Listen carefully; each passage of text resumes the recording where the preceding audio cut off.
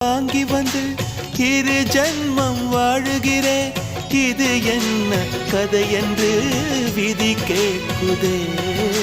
மாறுமா என் கண்ணீர் மாறுமா?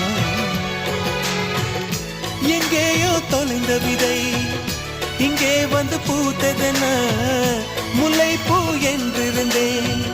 முள்ளோடு பாய்ந்ததென்ன நான் உடனே நிற்க நிழல் என்னை தூரத்த உயிர் தியக்கும் பயணம் என்ற திருப்பத்தில் முடிவது ஓய்ந்தது.